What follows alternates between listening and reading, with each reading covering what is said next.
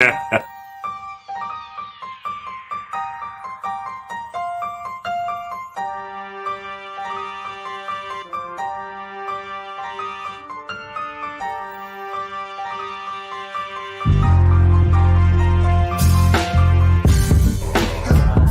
a much better team than we came up and represented ourselves.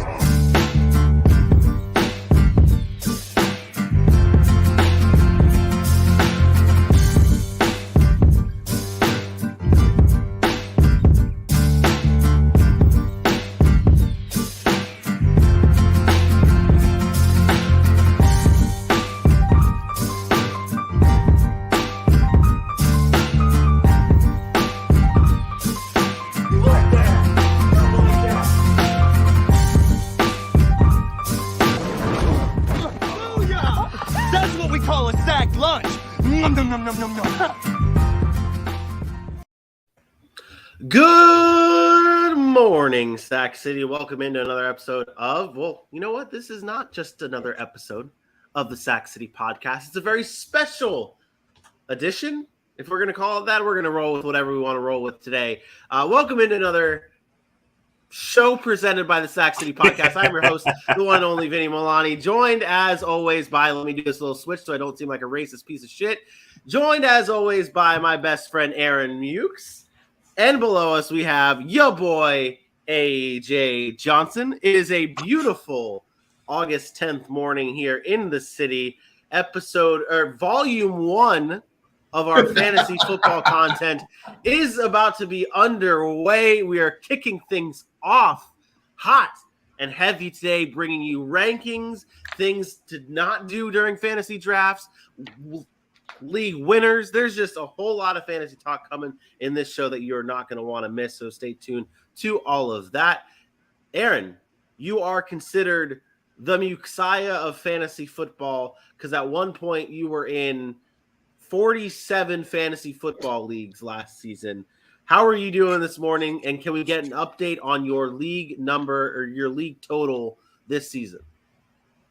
Yeah, first I'll answer your second question first. My leagues have reduced drastically. I am scaling back my dominance over you guys and most people in this world of fantasy football this year. We got a lot going on with Sac City and work, and so I am going to scale back a little bit. I'm tired of dominating the entire United States in fantasy football, so I am scaling back to it'll be around 10 leagues, maybe a little bit more. I don't know. We'll see as it gets closer. I always say that, and then I end up in 20 or so anyways, just because people ask me to play. But it will be a number that's less than 47. And how I'm doing this morning, I'm cranky. I'm going to be honest. I'm cranky. Not happy. Not happy. Yeah. You don't know what the show title is. You're talking about maybe we're going to get into some rankings. Well, yeah, we know we're getting into rankings because we're pulling the curtain back. I spent time doing the damn rankings. We're going to get into them. So if we're going to, I'm off 2 hours of sleep. So yeah, I'm cranky. If we're really going to pull the curtain back and we're just going to be spicy this show, and that's how it's going to be, we wouldn't be in this motherfucking mess if someone wanted to go live at midnight when we normally record. But no, we made sacrifices. Too much curtain. We made sacrifices. Too much curtain. You made sacrifices? I believe both of you guys. I believe both of you guys had the ability to get off of work and go to bed at a normal time yesterday. Well, if you chose to do so. I did not have that choice. You know what? I didn't have a choice of dying from COVID. That's what I didn't have the choice of. But I digress. My fault. Your immune system sucks. It's not my fault your immune system sucks. No one wants to hear us bitch and moan this early in the morning, so we are going to dive right in to your fantasy rankings here. Aaron, why don't you – well, you don't know how we're going to do this. Great start, gentlemen.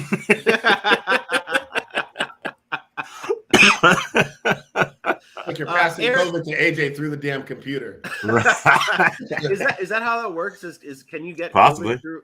It is a virus, but boom. Yeah, I did that on purpose. Let's do it. Let's go. Okay, all right. Well, let's. That was worse than my fish puns. Let's go. Hey man, I actually enjoy your fish puns. Let's not. Let's not. The best fish puns in the world. All right, let's get into it here. We are going to go by position position in rankings to help you guys win your draft. Really, this show in the month of August is going to be so you guys can have the best possible drafts to kick your seasons off right. And Aaron, again, joking aside, you are considered the Messiah on this show. You have been considered that as the fantasy expert, quote, expert of the show. But obviously, sometimes you have your hot moments, your cold moments. But you give us rankings here. You give the people rankings. So what we're going to do is we are going to go position by position throughout the month of August, breaking down your 2 highs, your 2 lows, and giving you beautiful people at home the best possible list, tiers list, basically, a rankings list to help you win your draft. So let's get into the running backs. Aaron, here is your top 12 running backs, starting with Christian McCaffrey, Jonathan Taylor, Austin Eckler, Dalvin Cook, Joe Mixon, Najee Harris, rounding out the top 6 there. AJ, what name pops off this top 12 list that makes you say either too high, too low, just right? Maybe a player that you're like, okay, I love this. I love him going out on a limb. Maybe it's go ahead. What player is it? All right. So for me here, I'll take I won't say easy because it's kind of an anomaly here, and I can understand why you put him at number 10 with Alvin Kamara. Part of me thinks that's just a respect number. With him missing about 6 weeks of the season, I guess that has not been confirmed, but that seems to be the consensus that everybody is expecting to happen. We're going to need a high level of just straight consistency for him to jump back up to that number 10 spot.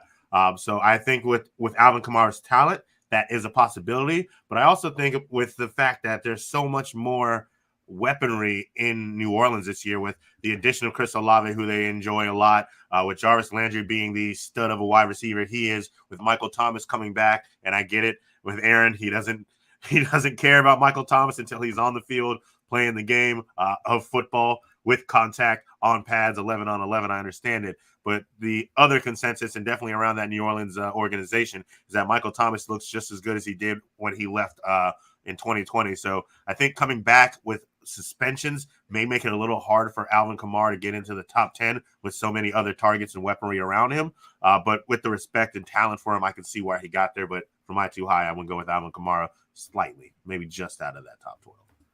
And I know that this show and your analysis on things is we're getting used to this. We're getting back into the field of fantasy football. I'm disagreeing with you, and I love Alvin Kamara. Where you got him at 10, I'd have him even higher. I don't think I'm going to be honest here. I don't think he gets suspended this year. I think that they're going to keep pushing this thing back. And even if he does get suspended, I can understand where you're coming from. But I gotta say, I don't think he gets suspended, and he's going to be higher than 10. That's generous. I'd have him, and that could be my too low here. I'd have him over Nick Chubb. With Deshaun Watson, that thing looming, Nick Chubb's value might be high because it could be Jacoby Brissett at quarterback. But I'd have Alvin Kamara over DeAndre Swift. I'd have him over. Honestly, I'm not as high on Derrick Henry as a lot of people. I'm even lower than Aaron. You would have Derrick Henry. Wow. I would have Alvin Kamara over Derrick Henry just because that passing volume in New Orleans, like you said, AJ, they do have a lot of weapons. I get that. I get that Chris Olave is there. I get Michael Thomas is there. I get Jarvis Landry's there. But, I mean, Alvin Kamara is still that dude in that offense. He's going to be getting all the work in the run game. I'm sure he's going to have some carries taken away by Mark Ingram, but not. I can't imagine that much. And also the fact that he is still the best. He even with Jarvis Landry, Michael Thomas, and Chris Olave there, Alvin Kamara still might be the best pass catcher there on that team. He is that good. And I think for fantasy purposes, he would still be higher, even higher than number 10, in my opinion. With this suspension, I don't think is coming. You guys put me in a position here because you guys now put me in a position to argue higher than 10, but lower than what Vinny is saying by you both kind of disagreeing and me being kind of in the middle there. I'll start with to AJ's point. He played 13 games last year and was RB8. I think at the running back position with the amount of injuries, the amount of time people miss, I think even if let's say he does miss 6 games this year, and I'm with Vinny. I don't think he gets suspended this year, but let's say he does get 6 games this year, which would be kind of weird seeing that Deshaun Watson only has 6 games. I think it would be a little bit less, maybe 4, but if he does get 6 games, well, he missed 4 games last year and he was still RB8. And again, we talk about the running back position and all the injuries that you deal with. I think there's a substantial chance that he can still produce RB10 numbers. We're talking about only 800 yards and 10 touchdowns. I think Alvin Kamara could do that in 11 games or whatever it is. So around those numbers. So I think that he could still produce that volume even with the 6-game suspension. So then I think you look at, okay, is he going to be able to produce those numbers in this offense? And to your point of having so many weapons there now, yeah, maybe his numbers from a sheer volume perspective come down, but maybe his efficiency continues to rise because there are these other weapons in this offense. I don't want to say that he's going to be better than guys like Najee Harris or DeAndre Swift. Number one, because I think their volume is going to be higher than Alvin Kamara's, even if he plays the entire season. I think Najee Harris is going to get more workload. I think DeAndre Swift is going to be that guy in the Detroit backfield that's going to just see volume. And then you take the talent that they have and what they were able to do last year. Remember, DeAndre Swift was a top 3 back when he was healthy. Top 3, like he was getting that type of work. So I see guys like that have the talent of an Alvin Kamara, but also get that volume, and that we know we're going to get that volume. I think I still lean heavily towards them. Najee Harris proved that he could be a workhorse in that offense.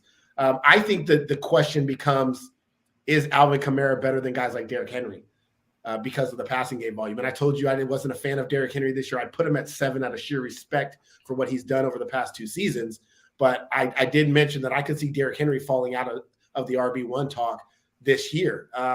But again, out of respect, I put him at number 7 because I know where he's being drafted at. So I think 10 is just a good spot. I think it's a safe spot for Kamara. I also think that's probably where he's going to be going in most drafts because of the looming suspension, because of the uncertainty surrounding him. I think he does just drop a little bit, and you're going to go – we're going to talk about this later when we get to some of our draft strategies. I think you're going to go with other guys instead of Alvin Kamara in that situation. So I have him as my 10th best. But again, if you took him at 8, you took him at 12, I think we're all around the same area. And it's kind of like what you want to do specifically for your team. So it's really, really close.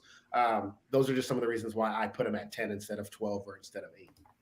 Yeah, I think really when you look at your top 12 list here, a lot of people do. I'm sure it jumps out that Derrick Henry is at 7. And I think, AJ, I'm pretty sure I feel like you're on board with us on this train here. That Derrick Henry is just a interesting name, not even necessarily a confusing name, but just a name and someone that we really do think not falls off like to the point where he's like completely sucks. But like, that there's people out there that sees Derrick Henry at number 7 on a top 12 running backs list, and realistically, you look at 1 through 7. If you go by your rankings, Aaron, you're not drafting Derrick Henry in the first round. That's not Derrick Henry ain't a first round pick in my opinion. Like that's a fringe first round pick right there, because you consider the wide receivers, maybe two wide receivers, 2 or 3 wide receivers. You add in a wild card of maybe a Travis Kelce because you love Travis Kelce so much, and Derrick Henry might fall out of round 1. And according to your rankings, would you avoid Derrick Henry? Like, I know we're going to talk about players you must avoid later, and maybe Derrick Henry isn't that one of those players, but would you avoid drafting Derrick Henry? I've been playing fantasy. How long has Derrick Henry been in the league? 4, 5, 6 years? Yeah. I have never drafted Derrick Henry. Does that mean you've avoided him? So there's your answer. I have never drafted him. And I've been okay with being on the wrong side of the 2,000-yard season but in PPR formats, Derrick Henry is he's very limited. I know, again, he's never been the RB1, but yet he's rushed for 2,000 yards. Like, I don't draft players like that. I tend to want guys that are versatile, that can bring more than just the run game, because in today's NFL, when the run games get shut down, you have to be able to do something else in order to be valuable. And I think that's just something I've always shied away from. So I've always been more of a dual threat, the Christian McCaffrey types. It's the same reason why I'm not I don't have Jonathan Taylor number 1. It's not that Jonathan Taylor can't catch out of the backfield, but when I look at the ceiling of a Jonathan Taylor who had an amazing year last year, and then I look at the ceiling of a Christian McCaffrey when he's full course of games and full skill set, I'm like, Jonathan Taylor would never touch Christian McCaffrey in fantasy. Like, there's just only that he's limited on his upside based on how they use him in the offense, his pass catching ability, mixed with obviously the ability to run the football. So I tend to shy away from those guys just naturally, but I'm not upset when people take them. I'm not saying, oh, you shouldn't draft them. I'm just saying that's somebody that I choose to avoid because I like versatility. I like upside, and that's usually what I play for in my fantasy leagues. That's fair. That's fair. Let's go on to the back half of your top 24 running backs here. We're looking at the RB2s for Aaron and the Mukai's ranking. It starts off with Ezekiel Elliott, Leonard Fournette, Javonte Williams, Saquon Barkley, Josh Jacobs, David Montgomery up until 18. AJ, what name pops off this list here that you think is either too high, too low, or maybe a little just right? That was so.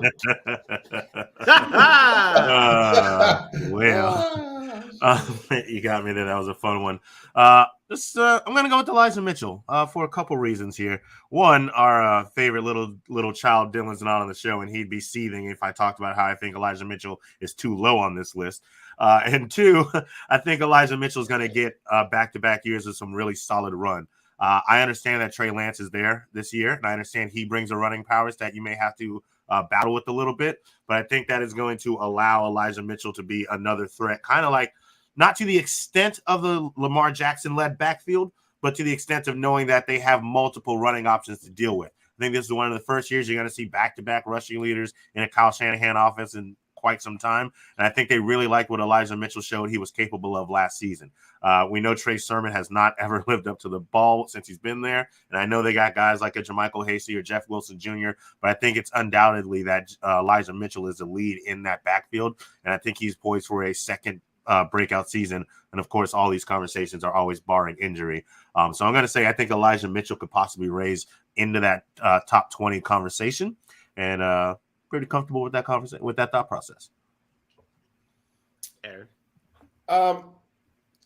I've soured a little bit on Elijah Mitchell. I like him. I think he's going to be fine where he's at. Like, I think he's a solid RB2 flex play. But the biggest thing here is, again, passing game work, and I worry about that with Trey Lance. Like, how much are they going to be dumping off to running backs in the backfield? Could he run for 1,000 yards and 1,100 yards and score 8 to 10 touchdowns? Sure. But that's only going to be good enough to get you at RB20 if you have zero passing work. And last year we saw this. We saw him only get 19 catches last year for 137 yards. And that was with Jimmy G, who I feel a lot more comfortable with dumping the ball off. He also would be banged up oftentimes throughout games. And again, I'm not saying he's injury prone, but I think there'll be times where he'll come off the field and get back in. And most running backs do. So I just worry about that upside being limited with him. I really, really like him as a runner. I think he could have a really, really good year on the ground. Again, I think he could get top well over 1,000 yards, maybe get to 10 touchdowns total. But I think the passing work is going to keep him from, again, kind of cracking those. When you look at those rankings again, we're talking about guys like Ezekiel Elliott, David Montgomery, guys that are getting passing down work, that are scoring touchdowns that we know are going to get in the end zone. It's hard for me to jump him ahead of those guys. Even guys like Saquon Barkley, who we know is just about injury risk at this point. It's hard for me to move him up. Maybe you can move him up over Cam Akers if somehow Darrell Henderson is splitting time. But outside of that, I couldn't find a way to get Elijah Mitchell any higher than where I put him. And I think he's kind of the next best guy out of that group of the Damien Harrises that don't get passing down work, Miles Sanders, who's in and out of lineups, guys like that. I think he's the next best guy, and that's why I couldn't get him any higher than 21. You want to know what it really is? This is my way of saying something else. I decided to go with Elijah Mitchell because I could have also went with Josh Jacobs. And I know how much you're like, no, Josh Jacobs is that dude. He's going to be in there this season. And all I keep hearing every time I turn on a television, anytime I turn on a podcast, everybody, for whatever reason or for multiple reasons, thinks Josh Jacobs is going to take another step back this year. And we got to see some of the other pieces they were using in the preseason game, and it's week 1. We saw Josh Jacobs fighting to be out there. We talked about how Josh Jacobs loves to be on the field. Well, maybe that was Josh Jacobs saying, I need to remind people that I do deserve to continue to be this undoubted tote me running back 1, don't touch any of my carries type of guy. When Josh McDaniels, who's never really had a guy who's had over 200 carries, comes in here and is going to be looking to supplant in the passing game with the new guy in Devontae Adams, be looking to use his guys. I understand Brandon Bolden's not a receiving back, but Josh McDaniels brought him there for a reason. I think he's going to use him. So you gotta stop Brandon Bolden. Stop bringing up Brandon Bolden. I'm not saying he's taking over the backfield. How much is Brandon Bolden going to be? Brandon Bolden is a great special teams player. He is not, and he is not going to be a factor in that running back room. I don't know why your obsession with Brandon Bolden. There's no, you see what I'm saying? I say a name, and all of a sudden I'm upset. But why are we bringing him up? That's the trigger name. Remember which white was on this team, if it was Zamir or Rashad, and I didn't want to be wrong, so I went with the other guy because we know King and Drake is only good for 3 weeks before that ankle falls off. So what I'm saying is that there's going to be a rotation, and I'm not saying like, all right, hey, Josh Jacobs, I know you're running hot because Josh McDaniels is smart. If Josh Jacobs is balling out, he's not just going to pull him because he's the know-it-all, end-all. But I do believe that they're going to be giving other people carries, and I do believe that this is going to be a heavier passing offense than it was before. So you really wanted to talk about Josh Jacobs? That's what you wanted to talk about? Not really, but because you just brought it up, and now you're making me go somewhere I don't really want to go at this point in the show. Good. I will hold back. I will hold back my Josh Jacobs take because we will talk about him a little bit later. Oh, okay. All right. Well, I want to get into one more name before we move on here. And I know we gotta move on, but Aaron, I need to talk to you, man. I need to talk to you. This is very serious. Very serious. Okay. At number 24, you got Travis Etienne. And Etienne has been a player that I feel like we've been bouncing back and forth with, whether or not we are going to believe in Travis Etienne being that RB2 type of running back, or whether he's going to fall behind. Where's James Robinson when it comes to this injury, and how is he going to come back? Like, that's all these thoughts that are going through our head right now. You obviously believe in Travis Etienne, at least at the RB2 value, because you don't have James Robinson in your top 24. And you have Travis Etienne right there. I don't know. I at least need you to explain yourself as to why you have Travis Etienne at 24 and your thoughts on that Jaguars backfield. So I want to make this very clear, and I'm not trying to pull the ESPN Stephen A. Smith card, but this list is fluid. This is a fluid list, right? It's something that changes as we go through the year. Like week to week, I would provide rankings.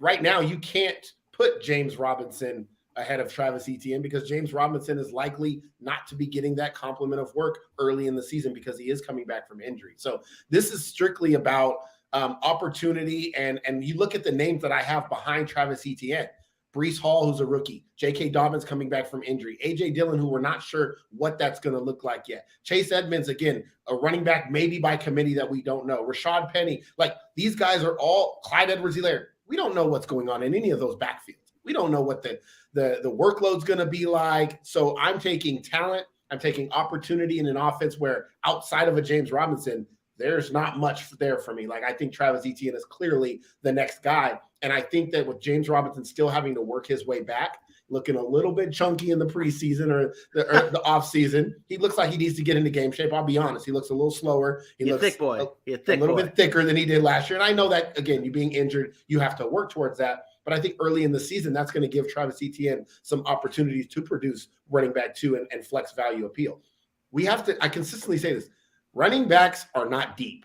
We see a lot of names, and over the course of the year, there's a lot of guys that stand out and have good weeks or a couple of good weeks in a row. The Rashad Pennies late last year. But overall, the course of a year, consistency throughout the entire year, the running back position is slim. So when you start talking running back 2 to flex, you're hoping that these guys produce that. Travis Etienne right now, I feel confident that he can produce weekly running back 2 to flex value to high flex value, and I'm not wavering on that. I don't think that changes for the foreseeable future. I did say that I thought him and James Robinson are both flex plays at the end of the year. I don't think either one is going to stand out enough, and I know all the talk out of Jags has been James Robinson's a 3-down guy. I don't buy it. I don't know if that he's going to score enough touchdowns. I don't know that he's going to get enough work in the passing game to produce at that level when you have a guy like Travis Etienne in the backfield, regardless of how they want to use him out of the passing game. It could be very similar to what you see an Aaron Jones and an A.J. Dillon without Aaron Rodgers. And that to me is scary. Imagine those two in the same backfield without Aaron Rodgers, and you probably got 2 flex play running backs. So that's kind of where I'm at with those two. Okay. All right. I mean, I that's fair. I do think both are going to be very good very good flex plays. I do lean more towards James Robinson. I am buying all of the hype that is surrounding James Robinson during this training camp, and I do think he ends up being. I think it ends up being flipped where it's James Robinson as the RB2 out of that group, and then Travis Etienne as that solid flex play. That's very possible. And again, like I said, but I don't see that week 1 because James Robinson hasn't played and he hasn't been working like Travis Etienne has been working. He hasn't been back from his injury as long as he's been back. That could very well be the case as we move throughout the season. I just, like I said, at this point, August 10th, whatever it is, going into preseason week 1 or week 2, I guess for them, James Robinson has to get on the field and show me first. Yeah. Yep. I agree. All right, let's move on now. That was our rankings here. We are about to get into our keys to the city, keys to the draft for you guys. We're calling it Keys to the City. But first, Aaron, we've got a new sponsor of the show. Please. Wait. We're doing that? We're doing that now. Hold on. You got to go to AJ first. You got to do the social read first. AJ, please tell the beautiful people at home. I'm going to take the bullet again. We're going to play the music because the last time, how it's been playing. AJ, please tell the beautiful people at home where they can follow us at. Wait, we're doing that?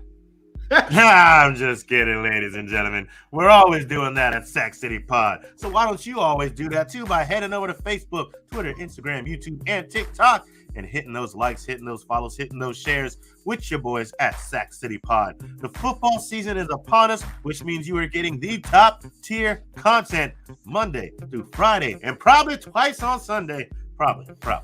At Sac City Pod on Facebook, Twitter, TikTok, Instagram, and YouTube. Please tell somebody about it. Your boys are back in town. Hashtag GMSC. Oh, good job, AJ. And you know what it is. Listen, support for the wonderful Sac City Show is now brought to you by Manscaped, who is the best in men's below-the-waist grooming. That's right. Their products are precision-engineered tools for your family jewels. So the performance package from Manscaped is the ultimate men's hygiene bundle. Join over 6 million men worldwide for this exclusive offer. 20% off, free worldwide shipping with the code SACCity at manscaped.com. If my math is correct, fellas, that is 12 million balls. You know how much I love these smooth balls. Like after you shave with the Manscaped 4.0, it's smooth, man. I'm telling you, you start to again hand down the pants just a little bit more than usual. Trust me, I use the performance package number 4.0. The performance package 4.0 has arrived, and oh man, it is a game changer. Inside the package, you'll find the lawnmower 4.0, trimmer, the weed whacker, ear and nose hair trimmer, crop ball preserver, and of course that reviver toner. And you get some special boxer briefs that Vinny walks around the house in usually. I haven't taken them off. He still hasn't taken them off. 4th generation trimmer featuring cutting edge ceramic blade to reduce grooming accidents. So get your 20% off and free shipping with the code SACCity at manscaped.com. That's 20% off and free shipping worldwide at manscaped.com using our special promo code SACCity. Unlock your confidence and always use the right tools for your jewels. So, let me get this straight. Let me just ask you this question, like man to man here, like we're talking as homie. So after you use the lawnmower and you get everything all so fresh and so clean down there and nice and tidied up, you walking down the street with your hands in your pants, just feeling it. Okay, so not necessarily down the street. You like Married with Children? It's one of your favorite shows. I do. You do the Al Bundy a lot more.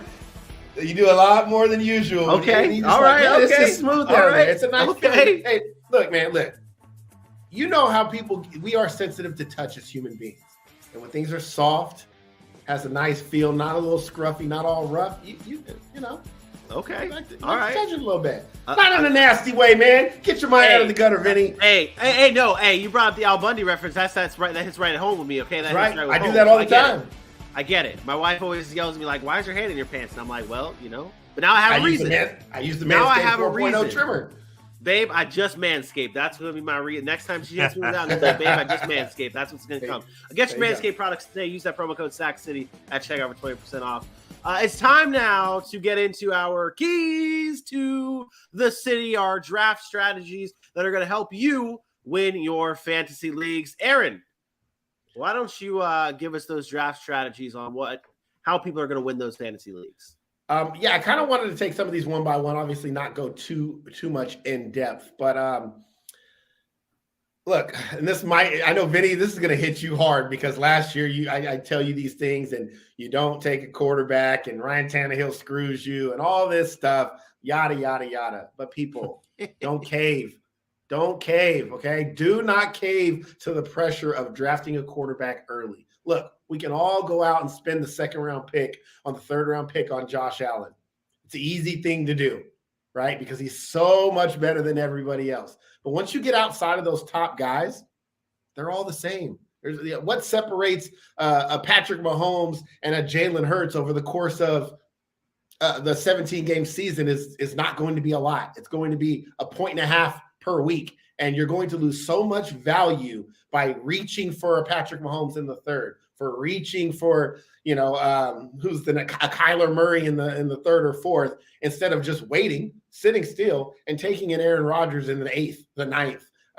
So just don't feel the pressure of thinking, oh, quarterback is so important. Now, again, we are talking standard 12-team leagues. We are talking no super flex. Obviously, with super flex leagues, quarterbacks become much more important because you have to have two of them. And then we start getting into if you wait, you might end up with, Mitch Trubisky and Justin Fields or Mitch Trubisky and, who knows.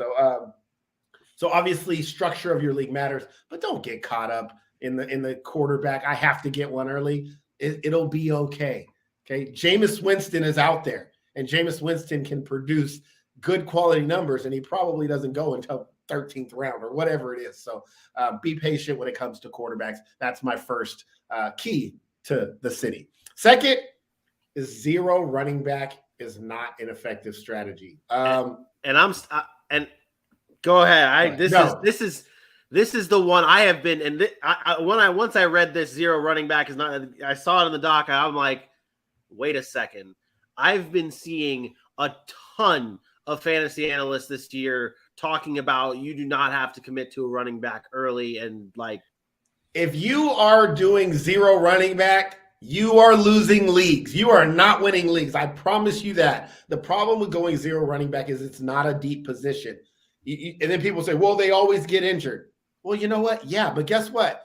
RB15, RB16, and RB17, they get injured too. And so if that's your RB1, and then you now lose them, now you're at RB35 as your number one running back. I'm sorry, that's not an effective strategy. Wide receiver position is deep. There are more wide receivers to be had. Quarterbacks are deep. There are more quarterbacks to be had. Running back, going zero running back is not an effective strategy. Running backs will always reign supreme in fantasy football because they are the most scarce position outside of tight end, which we all know. But once you get outside the top three, they're all the same. So don't be that guy. Don't go into the 5th, 6th round looking and say, oh, no, I don't know who my RB1 is. And now it's Kareem Hunt, who you don't know is going to get a workload every week. And now it's, somebody else that's in a running back by committee. Do not do the zero running back strategy if you want to win your leagues. Go ahead. So what's the latest? You better have your RB1 by the 4th, by the 3rd. If you're not drafting an RB1 in the first 2 rounds, you're in trouble. You think about the running backs that go in the first 2 rounds, right? So overall, you're probably talking. You might get away with the 3rd round. You might, because this year you got guys like Zeke and James Conner or David Montgomery that might drop to the 3rd round. You might be able to get away with it.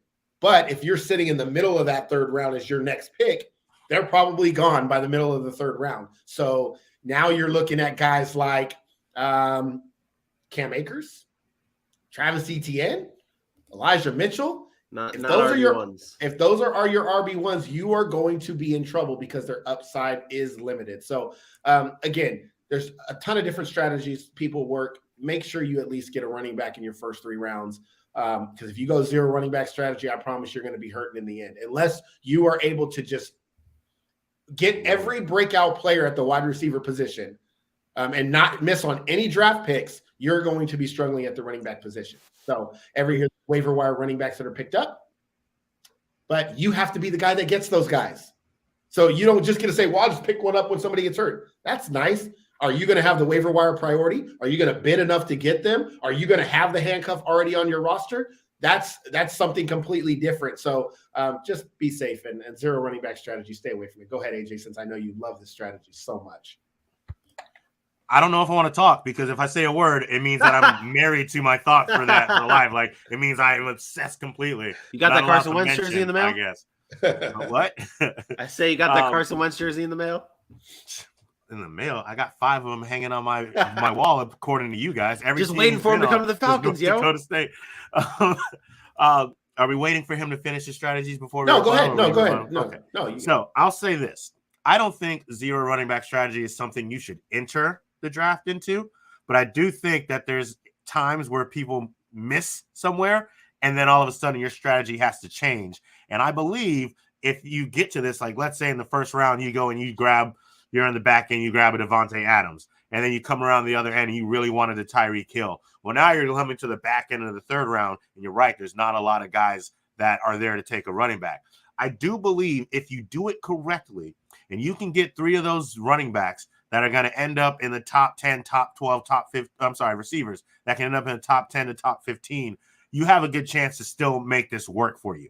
It's after that point is when you have to surround these receivers with the guy. It's when you have to then become strong enough to skip a running back, because where people mess up is then they freak out and they take the running backs in round 5, 6, 7, 8. And we all know that area is running back dead zone. Their ADPs there just aren't that great. You have to be willing to get your guy maybe, and just to throw out a name that people think is going to be wonderful here, like a Breece Hall or getting even the Travis. But then you're asking to be lucky. Like that then you're asking to be lucky because you're asking for Breece Hall to have a breakout year, who's shown no proof that he can have a breakout year, no proof that he's even the number one guy. Like you're asking to be lucky. That's my point. Like that's not a strategy. Luck is not a strategy. Like it's nice to be lucky and it might happen, but that's not an effective strategy. So what if you come out of your first 4 rounds with, let's say, Jamar Chase, CeeDee Lamb, AJ Brown, you wait on a running back, and then in the 9th you can take Rashad Penny, who's a number 1. You get his handcuff and Ken Walker in the 11th, and in between that you've got guys like a rushing QB like a Jalen Hurts. You got a top tier tight end like a Mark Andrews to a Kyle Pitts type area. On what planet are you getting Jamar Chase, CeeDee Lamb, and AJ Brown in your first 3 picks?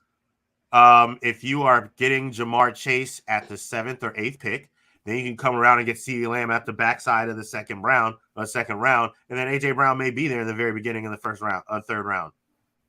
You're not picking in the very beginning of the third round. You're picking at the middle to the end of the third round.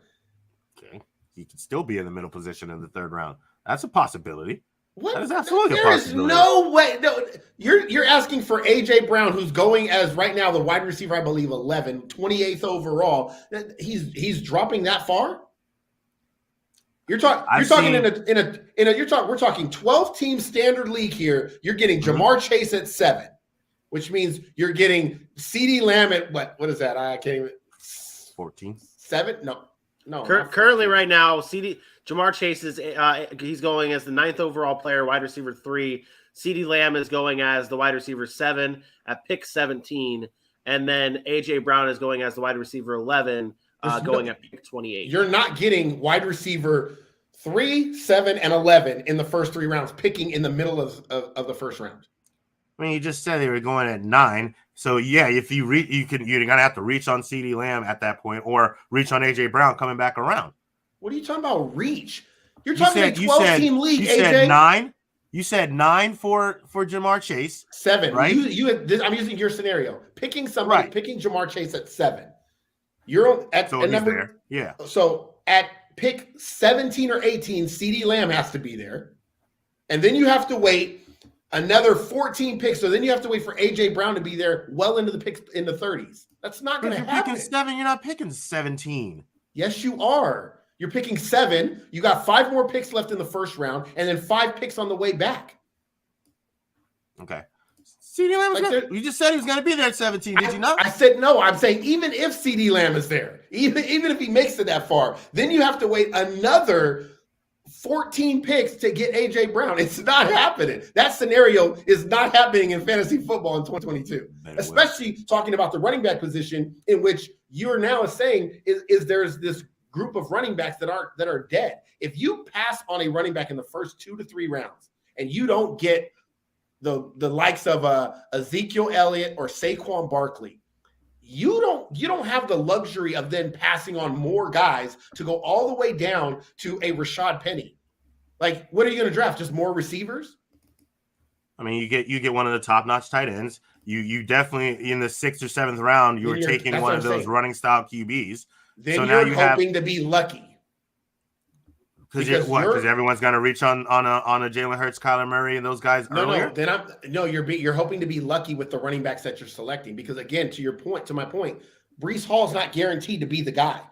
Right, Rashad Penny is not, name, and that was literally just pulling. Rashad Penny's not guaranteed to be the guy. We've already talked about Kenneth Walker overtaking that. So when you get to Chase Edmonds, as much as we love him, and we've talked about how high he could be, he might not be the guy. So again, you have to be lucky. Well, also again, and I just want to reiterate, I did state I'm talking about adapting to the strategy if something goes awry. First off, that's why I said I don't think you can leave the first 2 rounds. You shouldn't let it. You should not let it. I agree.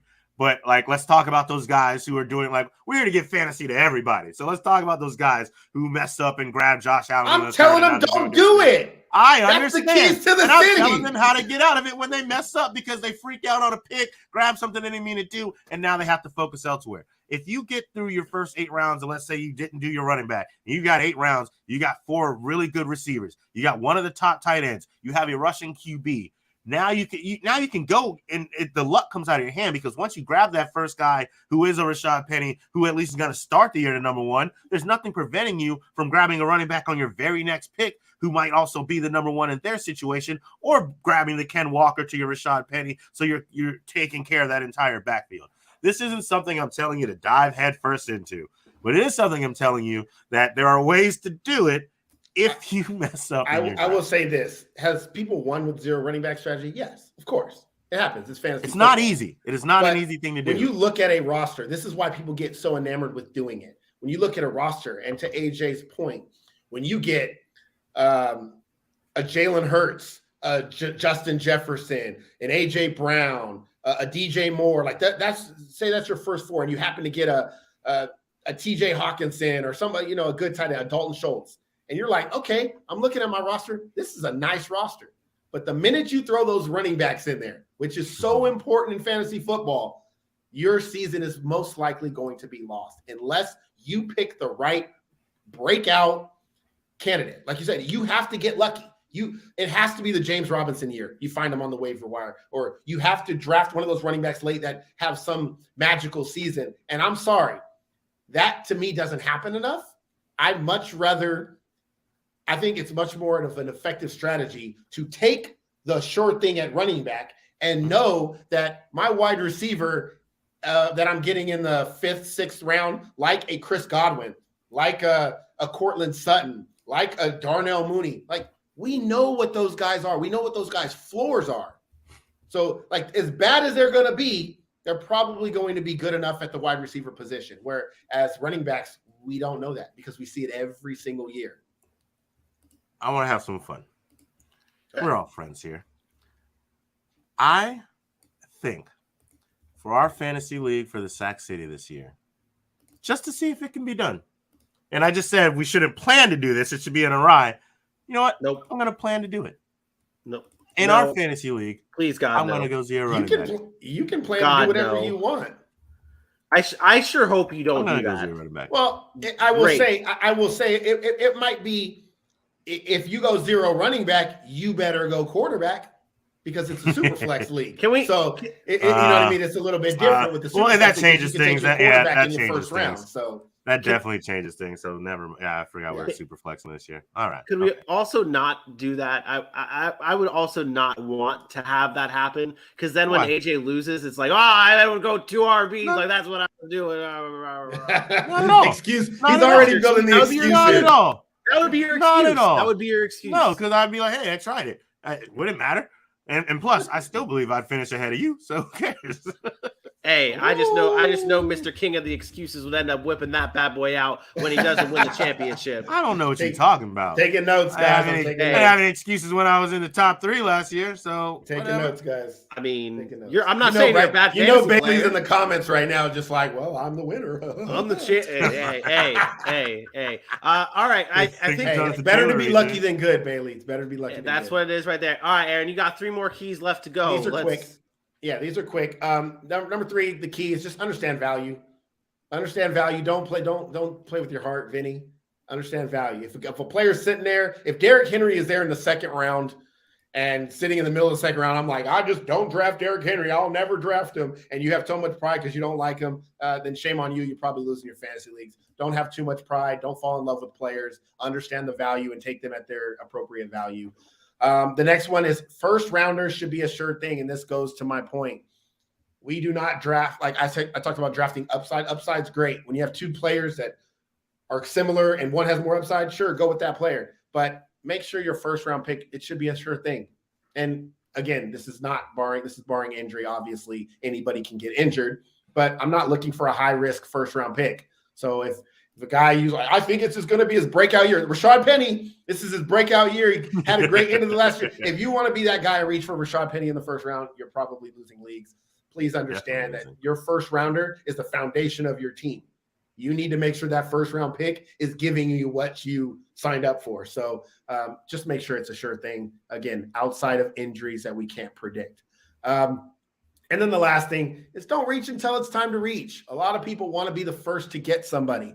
I want to be the first one to get that rookie. I want to be the first one to get this player that has so much upside. If there are players on the board that have done it and are better value and are in a better situation, just take them. Don't feel like, oh no, somebody's going to take my sleeper and I have to take him around too early now. Just take the guy at the value.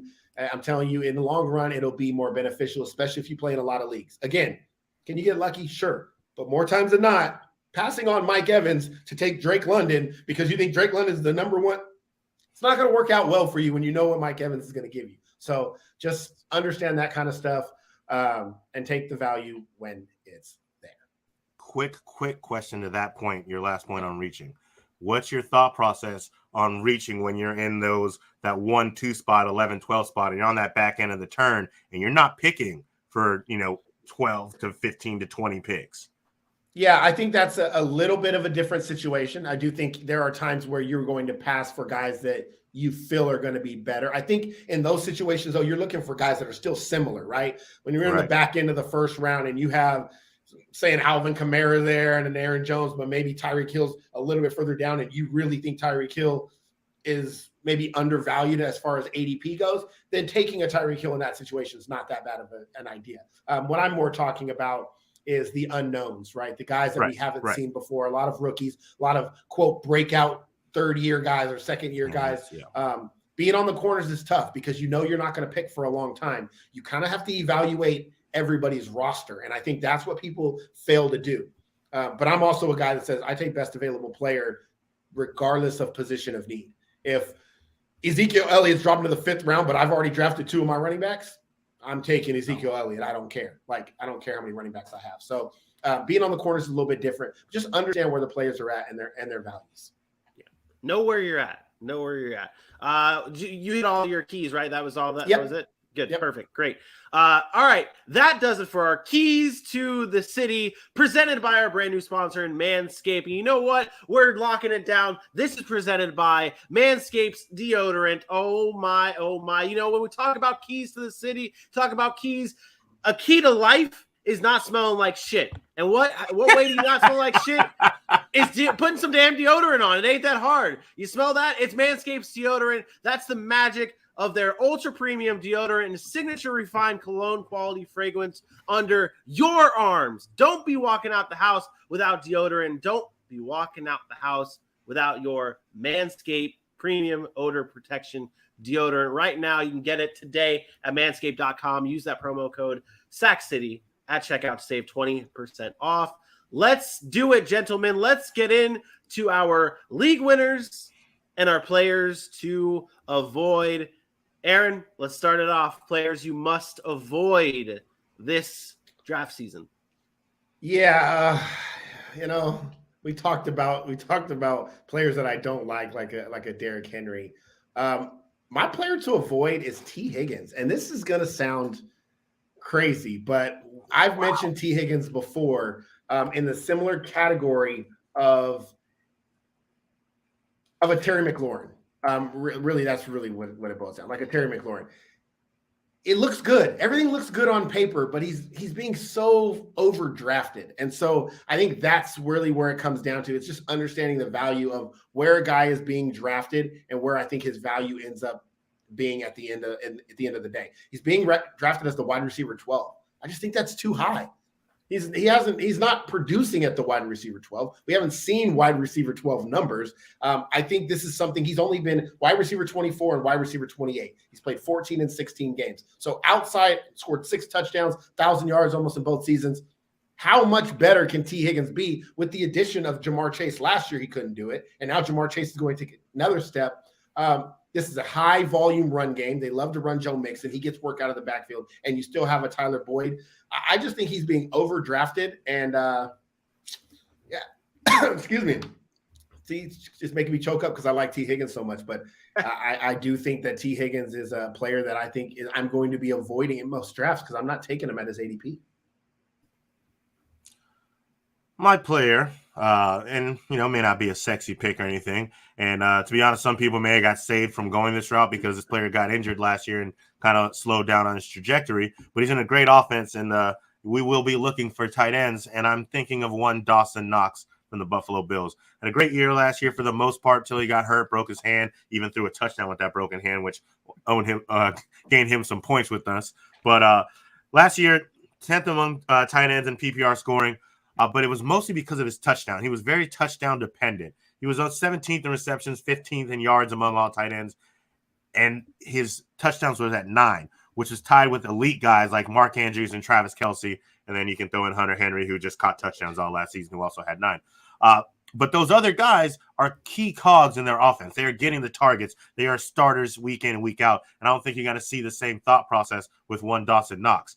This year, you're also fighting with so many more people for targets. Not to mention Stephon Diggs is already going to count for probably 150 plus as he did last season. We all have a lot of high hopes for Gabriel Davis this year, who Aaron will tell you was one of the most targeted red zone threats. So that already puts a knock on Dawson Knox. And then they added guys like Jamison Crowder. They added O.J. Howard, who, yes, has been injury prone, has not stepped down and been the tight end we thought could be. But there's always a year for these talented guys. And who's to say that with a guy like Josh Allen, it can't be this year that O.J. Howard steps in if he can stay injured or stay healthy. So I just think if you're going to get a Dawson Knox, he might be one of your streamer tight ends or a guy that you're just lost for words and you fortify your roster with a second tight end for some dumbass reason, then you can do it. But just know that Dawson Knox more than likely is going to be very touchdown dependent again with so many more weapons that they're going to be looking for in their offense. I'm going to come in here and I give you my player to avoid. You guys might hate me for this, and I'm okay with it. I'm owning up to this. For other reasons. I'm avoiding Cam Akers. I'm avoiding drafting Cam Akers where he is being drafted. He's going right now as the RB18, going at pick 35 in drafts. I think that's too high, and B, I'm afraid of what Cam Akers and the Los Angeles Rams offense is going to be. There's a lot of chatter about Darrell Henderson through training camp, and I know training camp rumors, you can't buy into all of it, but it seems like this is going to be once again another Rams backfield where it's like, is it Darrell Henderson? Is it Sony Michel? Is it Cam Akers? And what evidence? I mean, Cam Akers is coming back from a very serious injury, and in the playoffs last year, he wasn't that productive. 13 carries, 21 yards, 13 carries, 48 yards, 24 carries, 48 yards. The productivity wasn't even there in the playoffs to say, okay, I trust that Cam Akers is going to be able to return that value where you're drafting him in drafts right now as the RB18. I'm not saying, and this isn't just a we're saying players to avoid. It's not saying you're not going to completely draft them. If they fall to a good value pick, then you could say, okay, I'd consider drafting them. But that's where it would have to be for Cam Akers for me to go after him, is if that value is there. Because if not, I'm avoiding him. And even if there's value, I'm really strongly consider avoiding him, just because the uncertainty of that offense, that backfield is just, I can't trust him, man. And he hasn't shown enough to say, okay, I can trust Cam Akers is going to be back to a fringe RB2 player. Yeah, I think that's right. I think a lot of people are in on Cam Akers, and I think it's a little premature. I like him as a talent, but what have we really seen from Cam Akers? We saw a span of 2 or 3 games in 2020 where he ran and had some nice work. And literally, I think it might have even been just really one big game against New England that he really showed out. Everybody talks about the end of that season, but he didn't play 2 of the last 3 games, I think, or at least one of the last 2 games. He didn't run that well. He had 2 or 3 games stretch where he started to show out, where they kind of said, okay, this is who we're going to go to. And then into the playoffs, he was running well. But it's almost like the Rashad Penny talk to me. Super talented, hasn't done it, didn't play all last year, coming from an Achilles tear. I have similar concerns with Cam Akers as well. Yeah, and you look at his yards per time, there's just not much there. There really just is not that much there. I'm afraid of Cam Akers. Let's go into the players that are going to be your league winners. Aaron, who's winning it all for you? It's Josh Jacobs.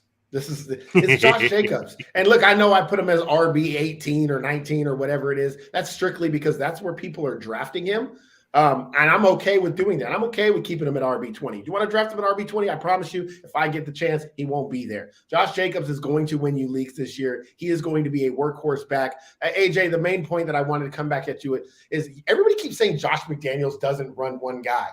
Do we forget that Sony Michel was there and had 250 carries in New England before he left?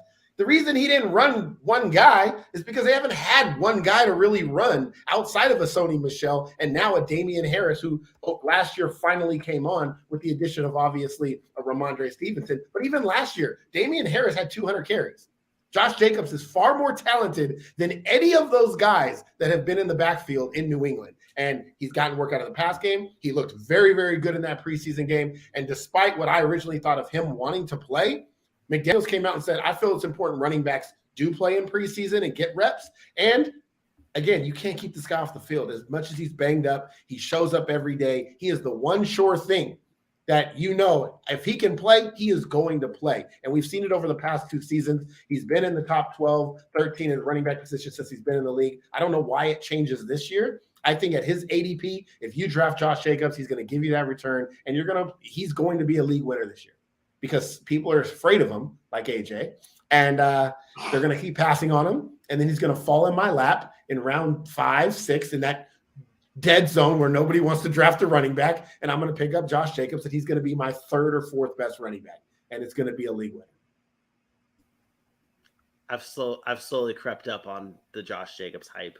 I used to not be. I started off back in like June. I was like, I'm really afraid of Josh Jacobs. They didn't invest in him. They don't care about him. And the more I say they don't care about him, like they're going to run him, like the more I say that they're going to get rid of him, they're going to run him to the ground. And Josh Jacobs is, I think you're right. I just don't understand where it comes from, seeing that he's never shown anything bad. Yeah. Like, that's where I guess that's what I don't get. Is like it's easy to say, oh, somebody didn't perform, I can sour on him, but he's not old. He's only 24. Like I was saying, that's just all I've been hearing. Yeah, sorry, I didn't mean to cut you off, but I didn't mean for the beginning of my sentence to interrupt the middle of your sentence. But it just seems like everywhere, like Fantasy Focus, I've been hearing it. Fantasy Footballers, I've been hearing it. Just straight ESPN, I've been hearing it. Random ass podcast for whatever reason because the autoplay is on. I've been none of that seems like every single person apparently is just out there on some Josh Jacobs hate, and I figured the consensus was moving through it. Now you say the word scared, I won't go that far, but I do think that there are going to be more touches to go around in that backfield than just Josh Jacobs. Well, that's fair, but I mean, what are we talking? Like, I mean, he had 217 carries last year. I think it was something in that area. That was his least amount of carries last year. 217. Yeah, well, John Gruden's a ball. Well, let's not talk too. But that's what I'm saying. So in 217 carries, he was able to produce running back 11 numbers. And because he's very good. I just don't. That's what I get. I don't get it. He likes to be on the field. I get it. I mean, I think you may see 20 of those, 30 of those carries go to Zamir White. Is it fair? Is it fair to say that Josh? Well, are you saying he doesn't get 200 carries this year? Because I would say it's a very low number to give the RB1 200 carries. I think right around there. I think it'll be right on the cusp. So if he gets 200 carries this year in what's supposed to be a better offensive line, they are better. They add Davante Adams and more weapons. He's the red zone threat that they love. How do we go backwards? Like what is then souring people away, regardless of how good Zamir White comes in and plays? Yeah, that's nice to have an additional piece. But if he's getting the 200 carries and we know he's effective when he's on the field, what is souring people from him saying, you know what, that's a top 15 guy like he's been every year in the NFL? So I do think that he may be the red zone threat as a running back, but Davante Adams is a very savvy operator in the red zone. A lot of the touchdowns that Josh Jacobs could have got in the red zone could be going to Davante Adams. A lot of the touchdowns that are going to come from outside that zone, I think, could be going to Davante Adams. I think Hunter Renfrow can step up and be a little bit more free this year to be able to operate in more space, again, because there's other weapons that they're actually paying attention to. And last year, even with Darren Waller kind of getting back on his horse, that didn't stop. There wasn't really a real threat in the receiving game outside of that, and him and Hunter Renfrow. And what they were doing, a lot of catches, a lot of moving the ball, but it wasn't producing score after score after score. And I think with the Davante Adams being in the mix, he's going to take away some of the touchdowns that a Josh Jacobs can get. He's going to take away some of that red zone work that a Josh Jacobs can get. So if Josh Jacobs ain't scoring from 20 yards out, I'm not saying he's not going to score touchdowns. He's talented, and I do think you'll get some of the red zone work, but I think that will also be split a little bit more evenly this year. Touchdowns could be fair, but I mean, he's not some huge touchdown guy. It's not like he's putting up 18 to 20. Puts up 10 a year. Like, I easily see the Raiders offense being better this year. 10 touchdowns for Josh Jacobs, to me, should be right around the number. So if he gets 6 touchdowns this year, because let's say 3 of them go to Davante Adams in the red zone, 1 goes to Darren Waller that he would have had last year. Yeah, but they're going to score more this year. Like, it's easy to say there's touchdown regression, but in 3 seasons, he's put up on average about 10 a year. Okay. So on average, about 10 a year. If I give him 10 with 200 carries, he's probably going to run for more yardage this year because I would assume they're better offensively. So 1,000 yards and 10 touchdowns. It's like the Zeke numbers. They don't stand out. They're not 1,400 yards, but that's going to be an RB1 every single year. And that to move him all the way down to the back end of an RB2 almost, I just think that's a huge drop off for no real substance as to say why it's going to happen. With everybody else, when they bring in guys like Davante Adams and threats on the outside, we say, oh, it's going to open things up. It's going to make it easier to run the ball. But in this case, we're like, nah, Josh Jacobs, you're going to get worse because Davante Adams is on the team now. Like, I don't get it. Hey, man, the way quarterbacks look at Davante Adams, boy, I wish I had someone to look at me that way. I'm just saying, you get a Davante Adams on your team, you forget you have other players apparently because Aaron Rodgers found a way to get 100 more targets to Davante Adams. If you said that about Hunter Renfrow, if you said Hunter Renfrow takes a drop, I'd be like, yep, that could happen. If you said Darren Waller might not get as many targets, yeah, that could happen. I think that's going to happen too. But Josh McDaniels is still going to turn around and hand the ball off to his running back. Like we saw last year, they ran the ball a lot in New England. We saw it in the preseason game. I know the starters weren't playing, but they were not shy about running the football. They lined up and they ran the football a ton in that preseason game. If that's anything kind of sign of anything to come, then I'm still super excited for Josh Jacobs. And I know I took up a lot of time, but I told you I wanted to go. I kept rebuttaling, so it ain't your fault. I'll cap it off probably with a lesser take. Before the show, I had James Robinson listed as my league winner, and then Aaron was like, man, that's not – you just shat on it. And I was like, you know what? Okay, that's fine. That's fine. Wait, AJ, did you give your league winner? Not yet. Holy shit. AJ, I'll go ahead then. But, you've already started, so just finish. Mine, you said James Robinson. That's not that you laughed at it. You know what? I was like, okay, all right. So I got my James Robinson love out at the beginning of this show. I'm gonna go with a different running back, and this is a rookie running back. And I wanna emphasize league winner. League winners last year. You think of guys like Rashad Penny, guys like that. Not guys that were season-long investments that you say, okay, they got you to the championship, and that was great. There's those guys. But then there's those league winners that pop up in like weeks 11 and on. My guy is Isaiah Spiller, the rookie running back out of Los Angeles. He's already taking first-team reps with the Los Angeles Chargers. Last year, Austin Eckler had over 200 touches in that offense, over 200 carries in that offense alone. The workload for Austin Eckler has increased, and he has shown not to be the most healthy of running backs, and I'm not predicting an injury. I'm not saying you have to count on Austin Eckler to be injured for Isaiah Spiller to be your league winner, but I think they drafted Isaiah Spiller for a reason, to be able to come in and take the load off of Austin Eckler. And I think that Isaiah Spiller is a very talented running back. Love this tape coming out of Texas A&M. He's got the potential. He's there. They love him. Brandon Staley loves him. He's raving about it. Not only his actual ability during practice, but his blocking. All that, I mean, and you're getting him in the close to the 12th round. Like you're getting the value if you were to stash him for the season. He's not obviously going to pop off weeks 1 through 8, 1 through 10. Who knows? But we talk about like handcuffs of like you draft Alvin Cook to get your Alexander Madison. You draft your Christian your Ezekiel Elliott. You get your Tony Pollard. You draft your Austin Eckler. You get your Isaiah Spiller. He's going to be a league winner. I can see it now. Isaiah Spiller is going to be a league winner. You don't like it. Do it. You don't like Do it. No, I just hit me with your best shot. I don't feel like I get what you're saying, because the only way Isaiah Spiller is a league winner is if Austin Eckler's hurt. Yep. Can't have Austin Eckler healthy and Isaiah Spiller be a league winner, because when Austin Eckler's on the field, he's going to be the guy, regardless of, even if they mix in an Isaiah Spiller, he's not going to have enough production, enough attempts to be a league winner. So I just like cringe at the idea when you said like Rashad Penny was a league winner last year, but Rashad Penny wasn't drafted. Nobody cared about Rashad Penny on draft day. And we're talking about people that are going to be drafted today. People are drafting right now. Vinny's talking about pick the league winner. Pick a guy that's projected to be a wide receiver 4, and you're going to draft, but it's going to be top 12 or top 15 or top 20 as a wide receiver and come in and win the league. So I get what you're saying. I do agree that Isaiah Spiller is first off the bench for an Austin Eckler, and a guy like that could end up being a league winner when the season's all said and done, if Austin Eckler is not healthy. Last year, from weeks 11 on, Justin Jackson was RB 30. And I think Isaiah Spiller is better than Justin Jackson. I think Isaiah Spiller might get even a little bit more workload than Justin Jackson did. So yeah, but that's not going to win you a league. That's not Rashad Penny RB1 stuff. Like Jamar Chase last year was drafted in the 5th, 6th round, but he's wide receiver 1. That's a league winner. Like getting 10, 12 points a week from Isaiah Spiller is not going to win you a fantasy football. I spun it in a different way. James Robinson's my league winner, damn it.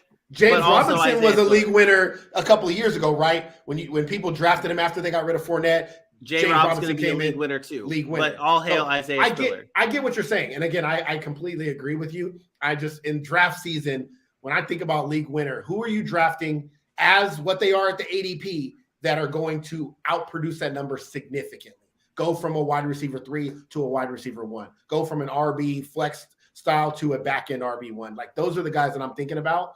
But yes, you are 100% right. If Austin Eckler is hurt, Isaiah Spiller could win you some leagues. But we'll get into the handcuff talk another day, because I don't believe in drafting handcuffs either. So and maybe when we go back and do sleepers, I'll have Isaiah Spiller here again. So we'll talk about him more later. AJ, your league winner to finish us off.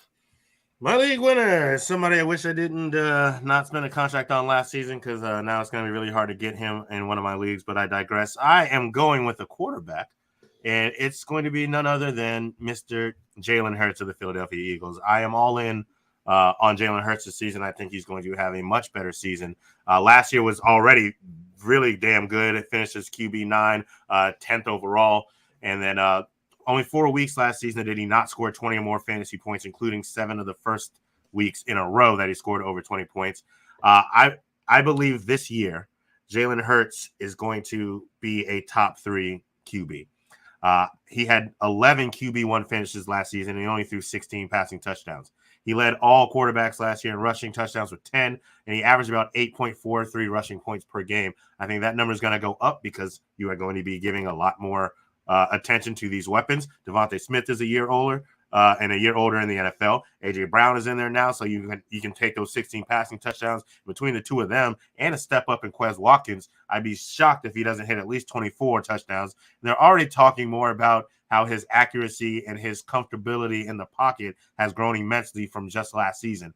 Now, again, they aren't in gameplay, so that can change a little bit. But I think having for the first time since high school, having the same offensive scheme and the same play caller may help him as well to stay comfortable and to outperform where he's going this year. So I think that Jalen Hurts is going to be another back-to-back year of just 20 point plus performances, and he is my league winner this season.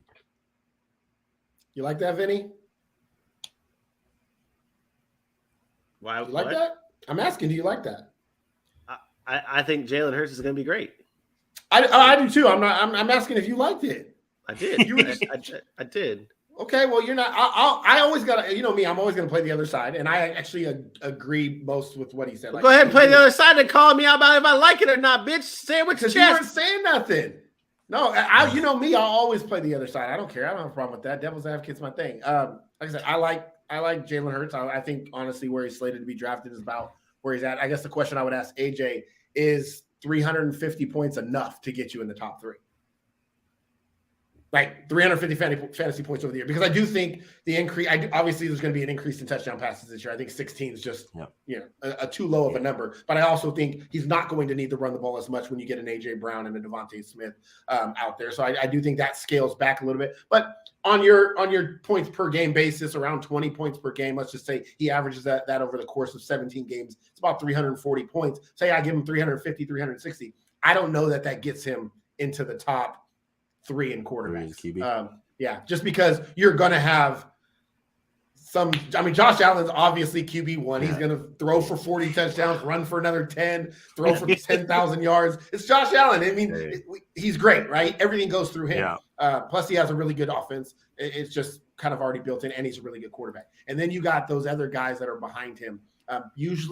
There's usually a couple of guys that are sitting between 375 and 400 points overall in total in fantasy. And I think that's usually about where the top 5 kind of then taper off. And everybody after that is layered very, very closely. So do I think Jalen Hurts can get into that top 5? I do. I'm not sure he can get all the way up to top 3 just because of the passing numbers. I don't think get there. I think Philly runs the ball a little bit too much for that. But again, that's splitting hairs. Arguing whether that is considered league winner or not, I wouldn't say I would do that. If he's going 5th, 6th round, it's about where I'm drafting Jalen Hurts. I'm probably again not going to end up with him on my team, but 6th round, maybe you get not going to if he gets in the top 3, that will be a league winner. Like to your point, if he does get there, that's a league winner. Not going to end up on my team, but I'm just going to end up trading for him in week 2, and then he's going to end up being on my team after that, and then I'm going to trade him again in week 6, and then I'll get him back for the championship in week 9, and then we'll roll. All right. Hey, but the fact of the matter is you noticed you said he'll be I'll be trading back for him for a championship. Like that's what I do. I play for championships every year. That's what I do. Well, you lost to Bailey, so that's heartbreaking. Again, you lost it. I don't win every league. You lost it for the city last year. I don't win every league. But I play for championships. I'm like New England. I put myself in position to win in mostly all of my fantasy leagues. That's what I do. Well, guess what? I honestly can't remember the last season I didn't have a league or 2 where I was playing for a championship. It's just what has to happen. You just make it happen. Guess what, New England? You're today's New England, out of shape, chubby, and have no direction at all this season. Hey, as I told you last year when we did the Rough Cut League, the Sac City Podcast League, I'll be in the championship. Again, I'll say it now. So whoever joins our league when we break that out. Hey, AJ, you notice how that shit's dropped? You notice how that shit's dropped? That wasn't what it was last season. Last season, No, I said every year I say I'm going to guarantee win. I'm winning the championship. Every year I say I'm going to win. I double that shit. Hey, Should say you're gonna win. every year I say I'm going to win, as I should. And every year I have an opportunity to win. I get it. I mean, that's not my fault. You were out by week 4 and you didn't have a chance anymore. Hey man, I was 0-5. You were the bragging point for Dylan. I beat the Milanis. Yeah. Hey, last season was the first time I ever started 0-4 or 0-5, and I ended up almost pushing for a playoff spot. But I digress. That does it for another episode, though, or for the first episode. I'm gonna test something out here for the Fantasy Drive, presented by the Sac City Podcast. Get it, Fantasy Drive, because it's a drive, street, Sac City. We're a city. I digress. We'll work on it. We'll be back tomorrow morning for another Sac City Podcast episode live at 10 a.m. Eastern Time right here on Facebook, YouTube, and Twitter. But really, subscribe to us on YouTube because that's where the place is to be. It's got the best content. It's really, I mean, that's the only place to be. For my best friend Aaron Mukes and for your boy AJ Johnson, I am me. We will see you tomorrow. Peace out. Holla.